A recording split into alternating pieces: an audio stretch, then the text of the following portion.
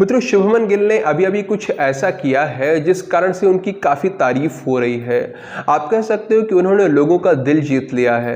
उन्होंने अपने test career पर बात करते हुए कहा कि टेस्ट क्रिकेट में उनका प्रदर्शन अभी तक उनकी आशाओं के अनुरूप नहीं हो पाया है, मतलब कि वो टेस्ट क्रिकेट में ज़्यादा अच्छा नहीं कर पाए हैं। इसके साथ ही उन्होंने ये भी कहा कि इस सत्र में उन्हें 10 टेस्ट मैच खेलने हैं, तो जब वो इन मुकाबलों को पीछे मुड़कर देखेंगे तो आशा करते हैं कि उनकी उम्मीदें पूरी हो जाएंगी। साथ ही ये भी कहा कि आप जिस भी मैच में या जिस भी टूर्नामेंट में खेलते हो, आप उसमें से कुछ ना कुछ सीखना चाहते हो, कुछ ना कुछ सीख लेते हो, भले ही आप कप्तान हो या फिर ना हो। लेकिन अगर आप कप्तान हो तो आपको दूसरे खिलाड़ियों के बारे में भी जानने का मौका मिलता है, और कप्तान के लिए खिलाड़ियों से जुड़ाव होना महत्वपूर्ण है। उन्होंने कहा कि आपको प्लेयर्स की मजबूती और कमजोरी के बारे में जानना चाहिए।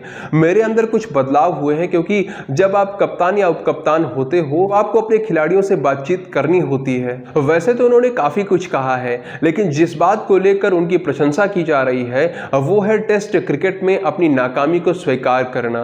बहुत कम ऐसे खिलाड़ी होते हैं जो अपने नकारात्मक प्रदर्शन को स्वीकार कर पाते हैं और कहते हैं कि हाँ, वो अच्छा नहीं कर पाए हैं। और ये तो बिल्कुल सत्य है कि शुभमन गिल क्रिकेट में अभी तक अच्छा नहीं कर पाए हैं, वैसा नहीं कर पाए हैं जैसा प्रदर्शन उन्हें करना चाहिए था। इस सच्चाई को उन्होंने खुद स्वीकार कर लिया है, और ये बड़ी बात है। इससे भी बड़ी बात यह है कि वो खुद में सुधार करने के लिए तैयार है, अपने ऊपर विश्वास है, वो खुद में सुधार कर ले जाएंगे और अच्छा खेल दिखा पाएंगे।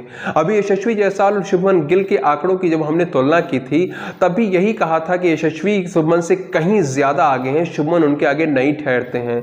अगर मैं शुभमन के टेस्ट करियर की बात करूं तो उन्होंने अभी तक कुल 25 टेस्ट मैच खेले हैं, जिसकी 46 इनिंग्स में 35 की एवरेज के साथ में कुल 1492 रन ही वो बना पाए हैं। तो वहीं यशस्वी जायसवाल ने 9 टेस्ट मैचेस के अंदर ही 68 के एवरेज के साथ में कुल 1028 रन बना डाले हैं। यहां पर ज्यादा कुछ कहने की आवश्यकता नहीं है, ये आंकड़े बताते हैं कि यशस्वी जायसवाल कितने ज्यादा विस्फोटक बल्लेबाज हैं।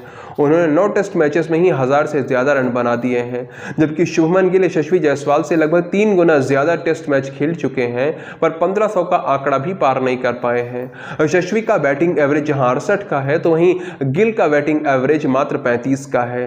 तो शुभमन ने अपने प्रदर्शन को लेकर बिल्कुल सच बोला है, और इसीलिए उनकी तारीफ हो रही है। उन्होंने अपनी गलतियों को स्वीकार किया है और खुद में सुधार करने की बात की है। उन्होंने कहा है कि आगे आने वाले जो टेस्ट मैच है उनमें वो इतना अच्छा करेंगे कि जब पीछे मुड़कर अपनी ये टेस्ट मैच देखेंगे तो उनकी आशाएं पूरी होती हुई नजर आएंगे, मतलब कि वो अच्छा करेंगे, मतलब कि उनके मन में एक संतोष आएगा कि हाँ, उन्होंने बहुत अच्छा करके दिखाया है, उन्होंने अपने में सुधार किया है। और मित्रों, उनकी जो ये सोच है, जो आशावादी सोच है, ये बहुत ही अच्छी बात है। इसके साथ ही उन्होंने कप्तानी पर भी बात की है।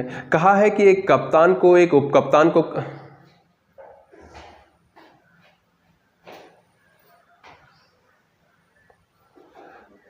मित्रों, इसके साथ ही उन्होंने कप्तानी के विषय में भी बात की है। उन्होंने कहा है कि एक कप्तान को कैसा होना चाहिए, उन्होंने कहा कि एक कप्तान को एक उप कप्तान को कैसा होना चाहिए, क्या क्या करना चाहिए। तो बिल्कुल मित्रों, शुभमन गिल को अपनी कप्तानी पर भी ध्यान देने की आवश्यकता है, सीखने की आवश्यकता है, क्योंकि जिम्बाब्वे दौरे पर उन्होंने जैसी कप्तानी की उससे कई सारे लोग काफी आहत हुए हैं। लोगों के मन में शुभमन के प्रति नकारात्मक छवि बन गई है। लोग स्वार्थी कप्तान के रूप में जानने लगे हैं, स्वार्थी होने का टैग लग चुका है उनके ऊपर। इसीलिए आवश्यकता इस बात की है कि शुभमन को अपने टेस्ट मैचेस में सुधार करने के साथ साथ अपनी कप्तानी को भी निखारते हुए चले जाना है।